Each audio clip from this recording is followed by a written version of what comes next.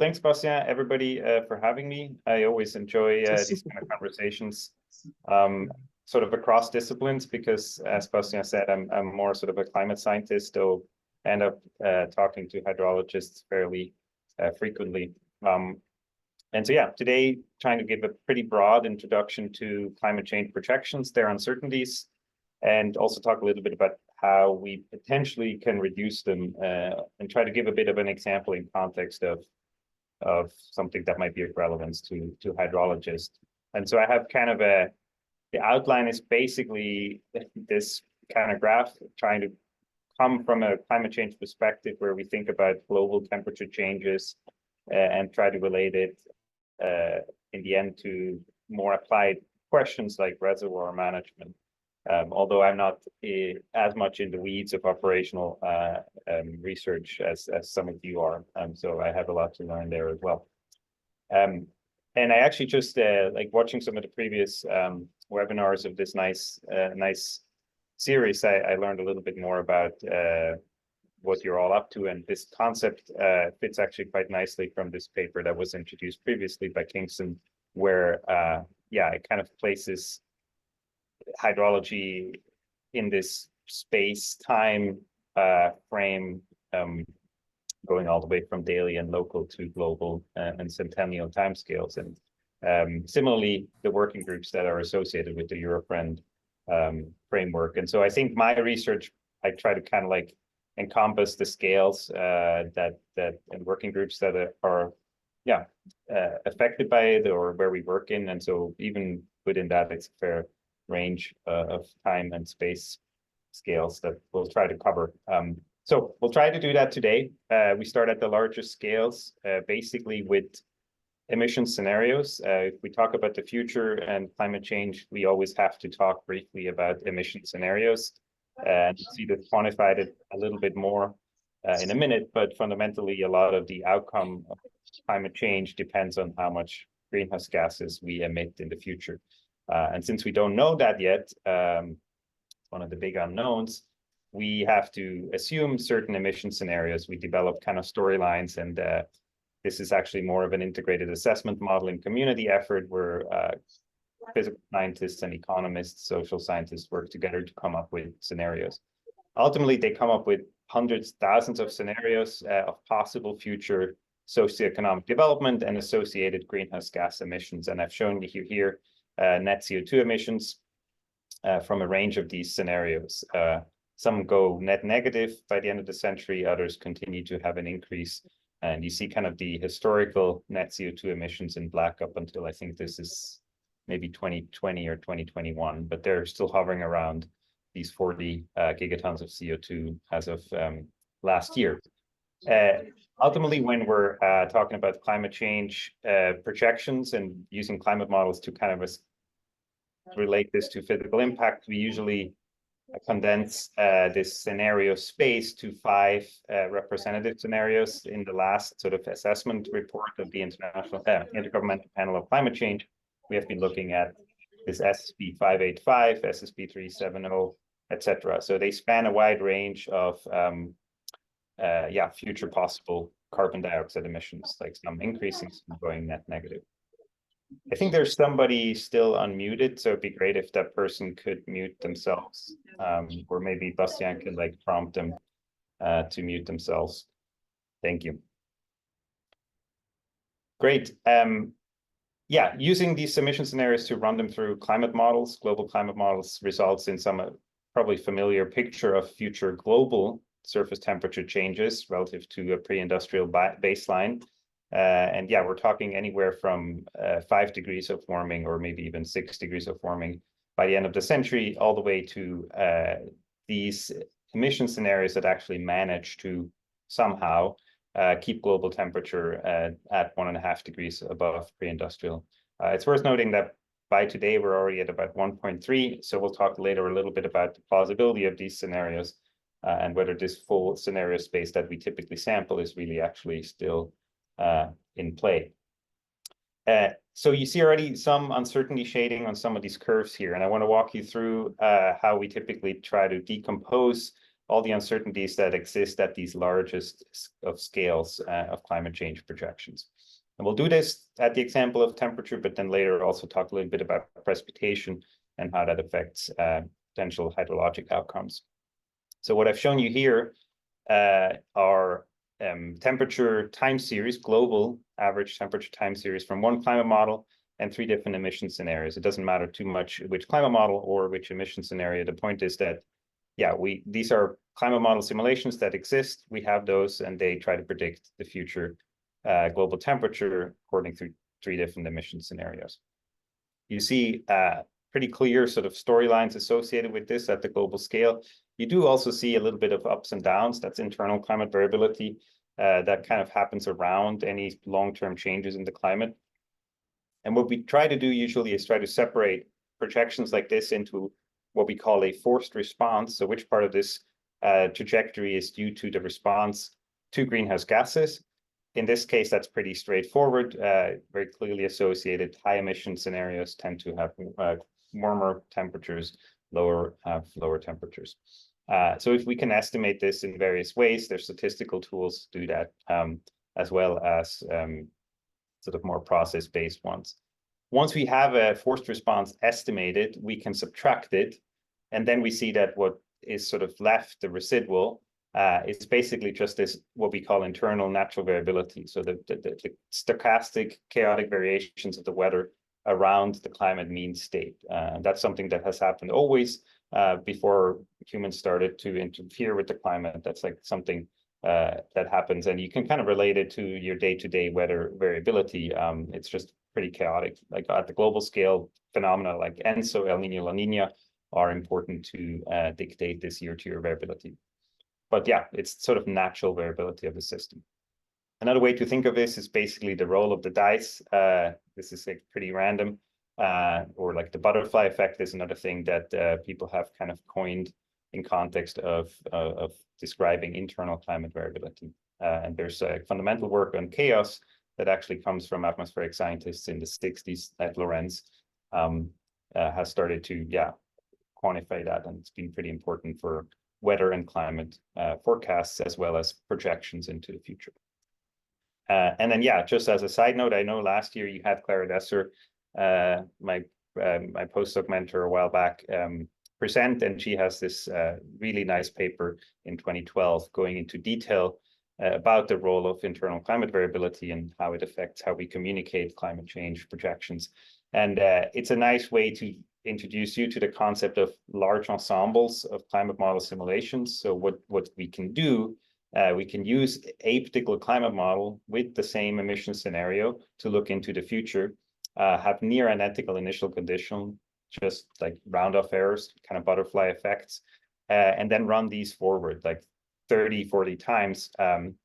And the difference between individual outcomes is really just due to the fact that internal variability can affect not just the day-to-day weather, but also long-term trends. And so what you see if you do that, you see an average across like 30 or 40 simulations, which gives you a pretty standard climate change signal with Arctic amplification, so more warming in higher latitudes. But any individual outcome, so like the warmest ensemble member or the coldest ensemble member, they are all consistent with the physics of the overall climate change response, but they're altered a little bit by climate variability, natural climate variability. And you see that this is actually can lead to substantially different outcomes. These are like 55-year trends into the future. So broadly speaking, I think these are winter temperatures, I should say, which are the most variable.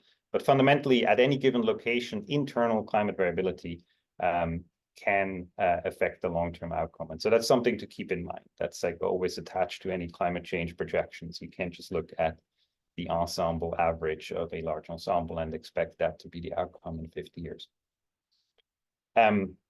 So back to how this like affects our quantification of these uncertainty sources. So we can do this partitioning as shown here.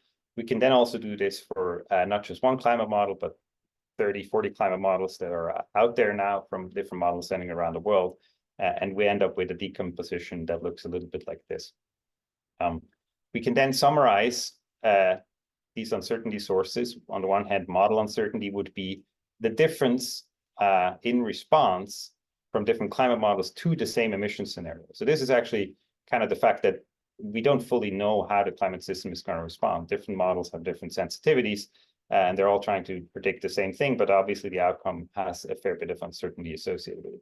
Internal variability I already explained. We can quantify that from the residual. And then scenario uncertainties, basically, in this case, we are looking at 3 different scenarios, but it doesn't really matter too much. It's basically the uncertainty coming from the socioeconomic development in the future that we just don't know yet. And so these 3 sources of uncertainty are kind of the high-level sources of uncertainty we consider in a lot of climate change projections, and they obviously have also implications for any regional or local climate change projections. A way to quantify them is like with a sort of a fractional variance decomposition, where ultimately, if we're just looking at the rightmost panel here, again, this is for global temperature, we have different sources of uncertainty being relatively more or less important at any given point in time. So if we kind of, I'll just kind of take this figure and cut it off at roughly the present day. It's a little easier to read. So these are for projections of global temperature. We have initially a significant importance of internal variability. 40% of the uncertainty in the first decade or so is because internal variability, just like your weather forecast, is uncertain. But then as you go further into the 20th century, the relative contribution of uncertainty is starting to be dominated by scenario uncertainty. So the fact, again, that we don't necessarily know which emission scenario we end up with.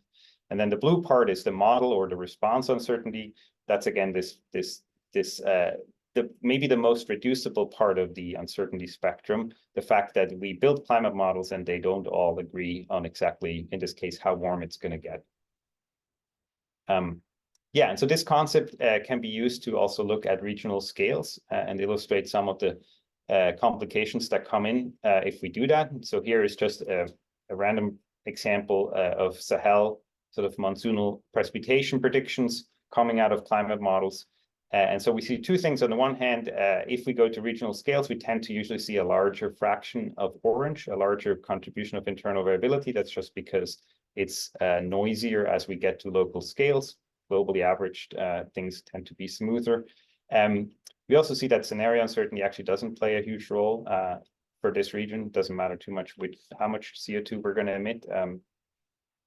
And then we see what I want to highlight here is that this white range is actually the uncertainty in how large the contribution of internal variability is. So we do this decomposition not just for a single model, but for like a whole range of climate models with different magnitudes of internal variability. So for something like Sahel precipitation, turns out we don't actually truly know, and climate models disagree on how large internal natural variability actually is.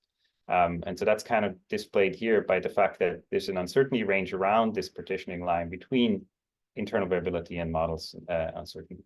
And maybe a more practical or 2 more practical examples to think about this are from recent attribution studies for the Pacific Northwest heat waves and the floods in Germany, where the actually observed value, in this case, daily maximum temperature or daily maximum precipitation that were observed are far outside of the historical range. And obviously, this is not just a climate change signal. This is like just a very unusual realization of internal chaotic variability. And it basically shows you that even if we have records going back to the 1930s, we are nowhere near sampling the full range of internal climate variability that can affect the outcome. And so there's some nice studies on this and like a sort of an overview paper by Eric Fisher on what we should expect in terms of these record-shattering extreme events, because it's basically a combination in a lot of cases of a more gradual climate change signal combining with a very unusual realization of internal climate variability. And so we really need to sample that if we want to do a comprehensive assessment of uncertainties going forward. There's also the fact that, especially when it comes to the hydrologic cycle, we actually expect in a lot of places this variability to increase with warming. So precipitation variability is expected to increase with warming in a lot of places. So this map shows you the change in daily variability of precipitations. It's a little different from your standard mean precipitation change plot. And we see that in a lot of places, variability is expected to go up. This can also be realized again in this uncertainty decomposition framework shown here, where if we compare a projection with changing internal variability as well, compared to a fixed historical internal variability, we see that, yeah, that the orange area tends to increase slightly. So that's another thing that, again, we have to kind of quantify and take into account. And it's something we see at the global and regional scales, but obviously it also has implications at the local scales. And then just as a quick sort of side note, this is a little technical. I'm not sure how familiar people are with CMIP5 and CMIP6, but these are these big intercomparison projects of climate models, and they kind of align with the release or like with the sequencing of the IPCC reports. And so one question that obviously can be asked is whether this uncertainty decomposition and the relative importance of individual sources of uncertainty changes over time if we improve our models or like develop our models and so forth. And so we tried to do this in this 2020 paper in a relatively thorough way, where we compare, in this case, again, global temperature projections from CMIP5, so the previous generation, sort of with the IPCC AR5, and the decomposition, and then the same for the CMIP6 projections. Sort of at first glance, it looks like this blue area is larger. So in a way, model uncertainty looks like it has become larger with the newer set of models, which is a bit concerning, because we, sort of pie in the sky idea of science is that as we develop things, uncertainties get reduced and we have a better understanding of what's happening. In this case, in this iteration, that initially wasn't necessarily the case. What then was found is that in this new generation of climate models, there is a number of models that seem to warm relatively rapidly, and maybe more rapidly than is realistic, at least given our historical data. And so people started making these kind of emerging constraint plots over here. And just to give you a simple example here, it's basically plotting past warming, so something we can observe, so the warming over the last couple of decades, against the future warming as predicted by these climate models. So each dot is a climate model simulation. The nice thing about this framework is that what's on the x-axis is something we actually observed, right? So the gray range here is the actually observed warming of planet Earth over the last couple of decades. And so we see that some climate models are consistent with that, but others are not. And the ones that tend to warm too much in the historical period also warm a lot in the future. That's why there is a relationship across these two metrics.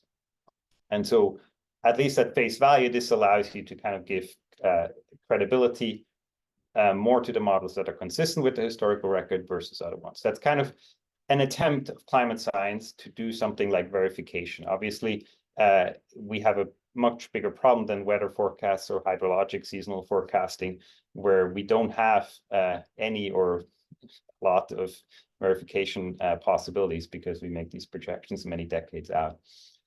Still, we can develop an observational constraint here where we say like the models that warm too much today are less credible than the ones that are more consistent with what we've observed. There's also physical reasons to do that, although there's still debate on that. So if we do that, we apply a weighting scheme that kind of says like the models that are closer to observations are like, they get a higher weight. And we redo our uncertainty decomposition, then we see that CMIP6, not much changes, right? These dividing lines between the sources of uncertainties stay roughly the same. Again, this ensemble was a bit more consistent, I guess, with past warming. If we do the same for CMIP6, we see that especially this blue area gets reduced quite a bit. So this, like the fact that we have models that warm too much in the latest generation, that gets kind of corrected, and the two composites look much more similar in terms of the uncertainty. So that's something we were kind of forced to do and grapple with. And it caused all kinds of confusion because, again, especially the public was expecting the newer set of climate models to have smaller uncertainties, and it wasn't initially the case. So then the question is like now, can we use this also to constrain regional projections, right? Because like a lot of you are not necessarily concerned with global temperature, understandably. And so I want to try to bridge to an example from the US, where there's a lot of research being done on especially the Colorado River. It's not the biggest river by any means, but it's going through a relatively dry region, and it feeds, it supports 40 million people and a lot of agriculture. And the two biggest reservoirs in the US also sit on kind of in the middle of this river basin. Most of it comes from the headwaters that are snowmelt driven. It's called the Upper Colorado River Basin over here. But fundamentally, I think what I'm going to show is probably more generally applicable, but just a case study of some of the work we've done. Recently, there was an assessment report on sort of the future of the Colorado River conducted.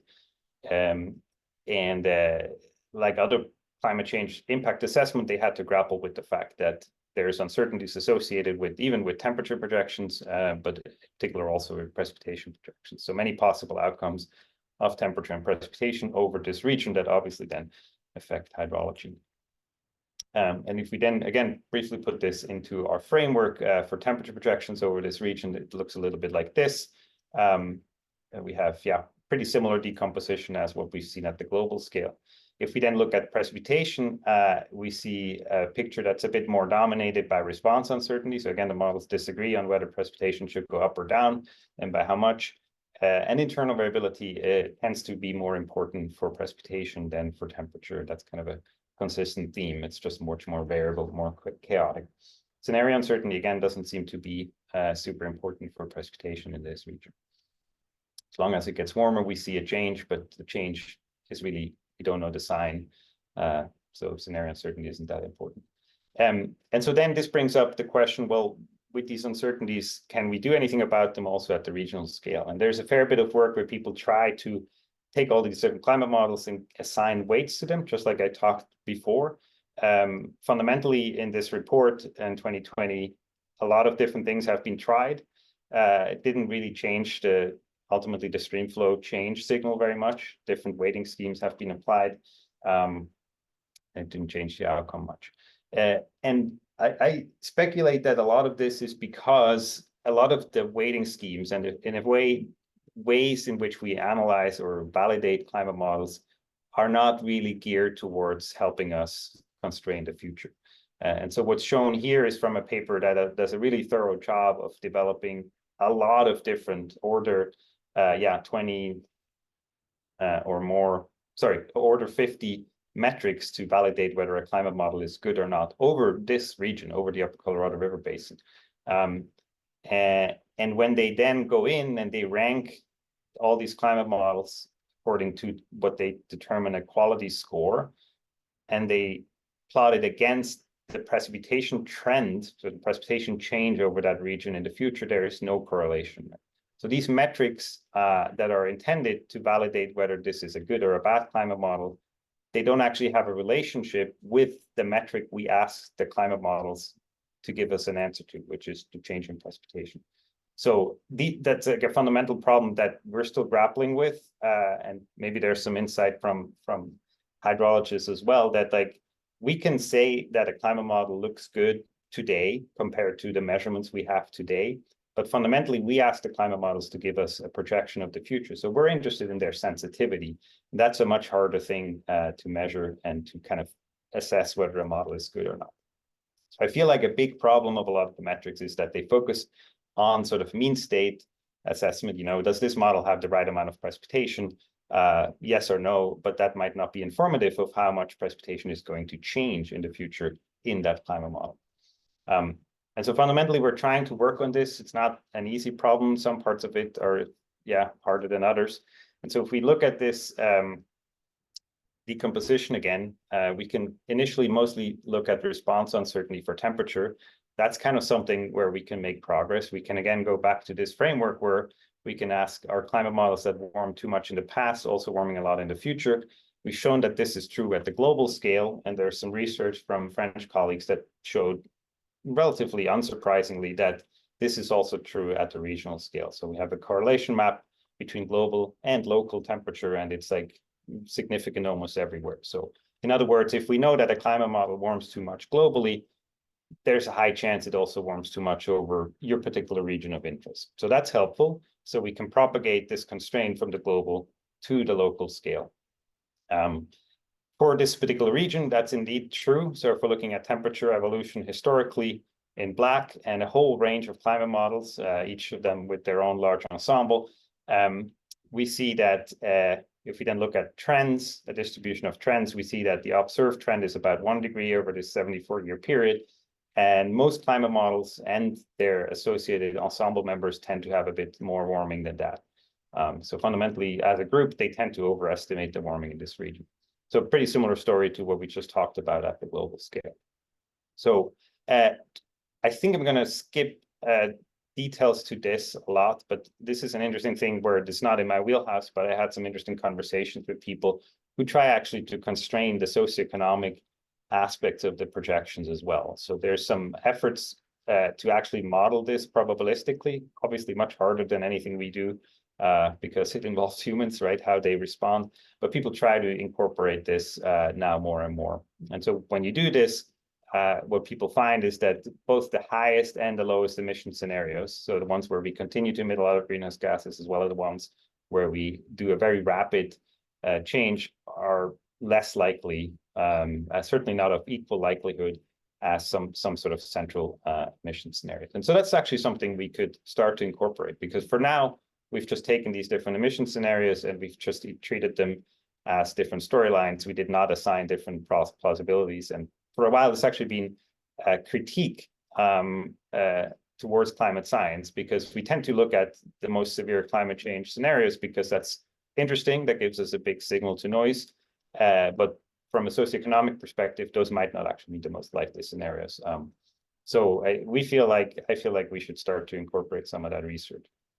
So we tried to do this in a recent perspective paper, and to kind of like just cut it short, this is again for temperatures over the upper Colorado River. If we incorporate these two constraints, both on the response uncertainty and the scenario uncertainty, we can go from a large range of temperatures, this is for the year 2050, to a reduced one, almost 50% reduced the uncertainty range, if we combine these constraints on response uncertainty and scenario uncertainty. So that's kind of hopefully somewhat useful. Obviously, temperature is not usually the main driver of local hydrology.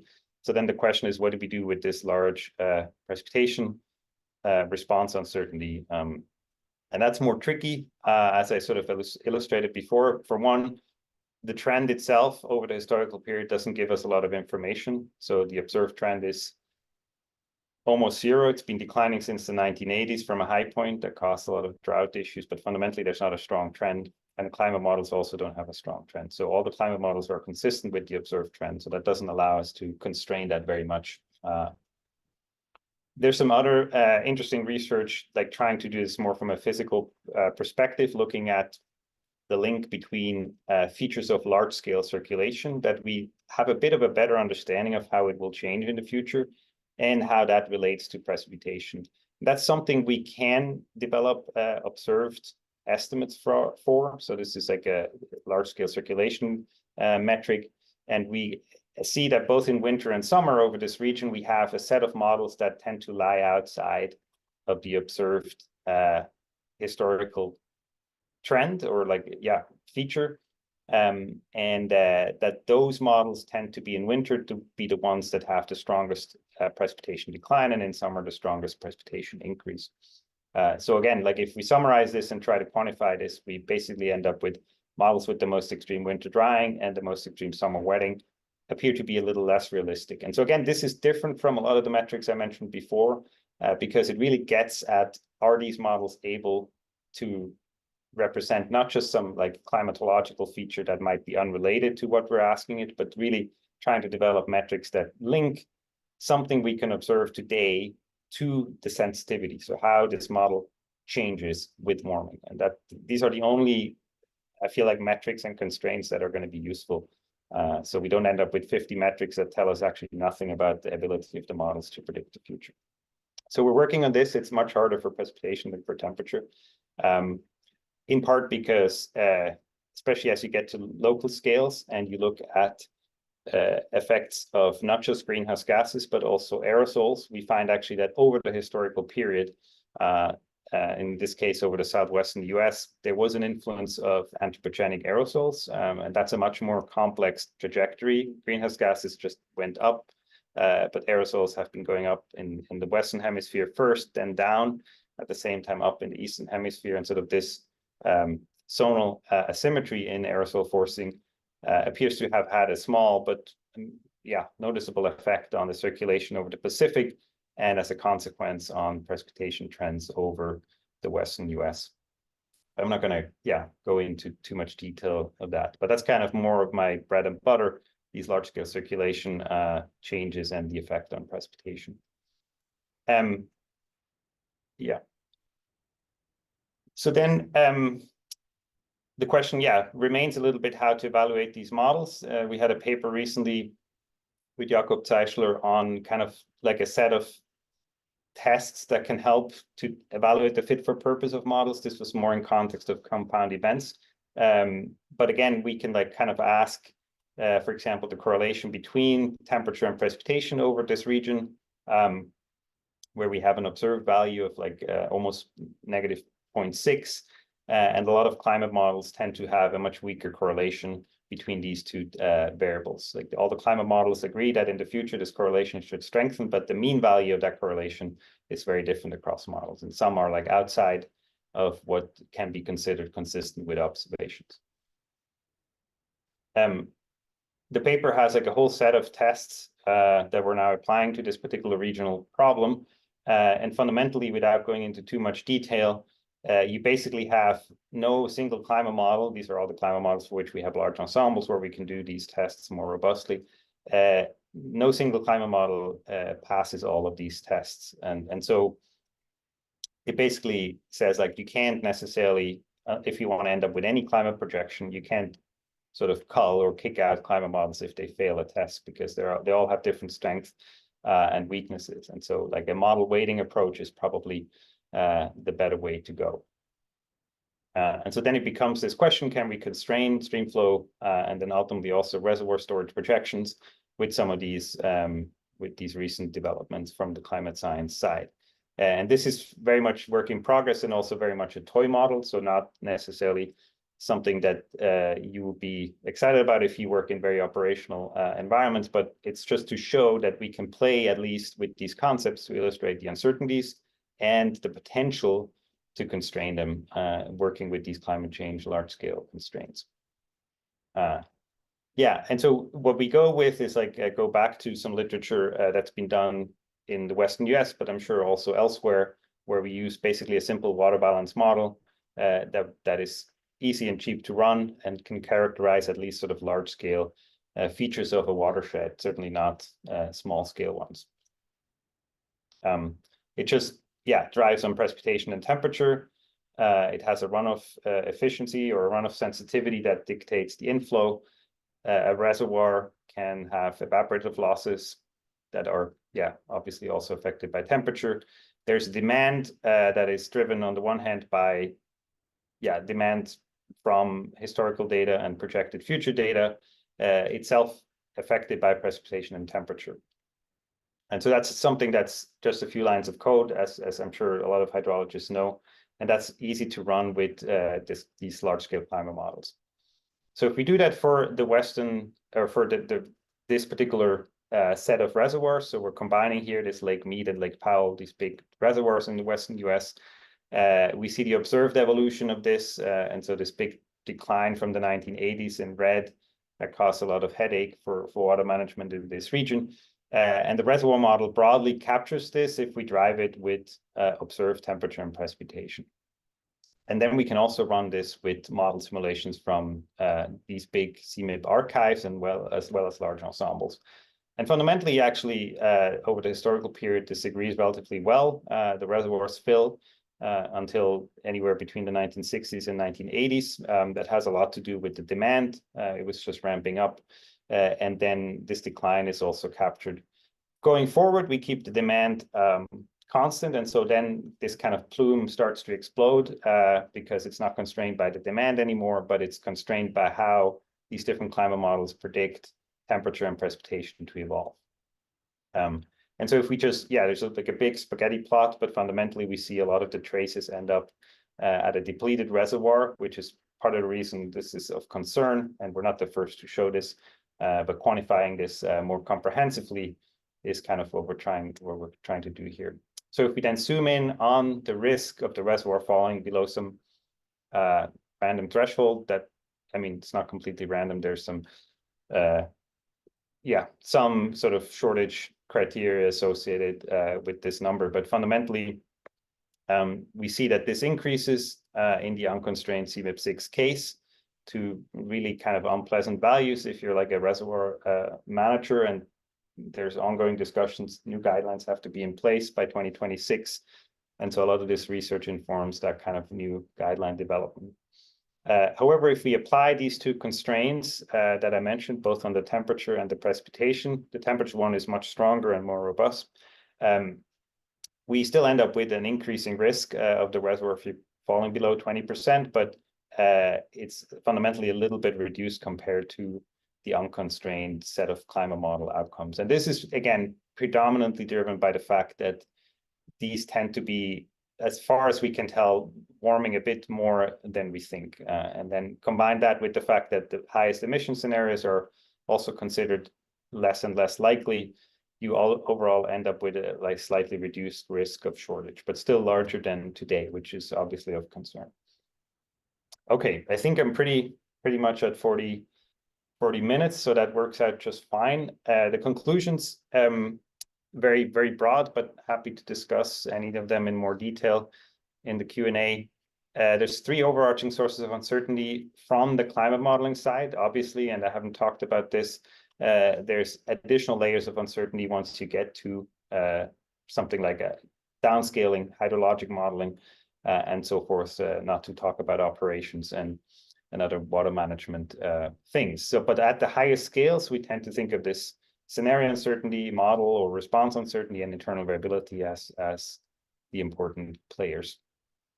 There's some progress on constraining these uncertainties globally, as well as at regional scales, as at least the scenario uncertainty and the response uncertainty. Internal variability will always be largely unconstrainable. Maybe we can do something for next year with sort of, if we know there's an El Nino or La Nina or not, but other than that, it's a largely the chaotic nature of the system we have to contend with in any kind of projections or forecasting.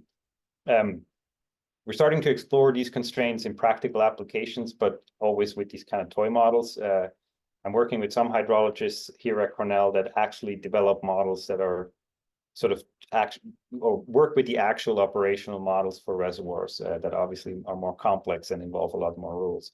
And so we can see like to what extent what we can develop with these simple tools applies also in real world settings. But that's kind of just, I'm just getting into that.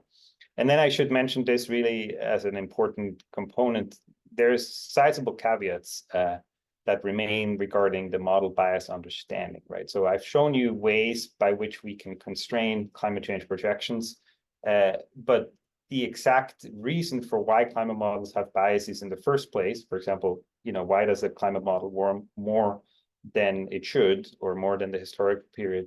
That's obviously often much more difficult to understand. And so, yes, you can develop constraints, but some of them just emerge from the data.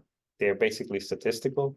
And then the search begins of like understanding the physical reasons for why, again, a climate model might warm too much or have too strong of a precipitation trend over a region. And then ideally, we'll be able to fix those biases in the next iteration of climate models. But if you look at the history of this, we have made progress, but it's pretty slow. And so in the context of like adaptation, there's a clear need to constrain these uncertainties or at least inform them in a post-processing sense, just like the way I showed it now, rather than wait for another 20 years for the actual climate models to improve. So there's a bit like two things going on at the same time in the climate modeling community, informing each other, trying to reduce those uncertainties. But it's definitely slow. So there's no point in waiting for these projections to become certain anytime. Okay, yeah, looking forward to some questions, and thanks again for joining.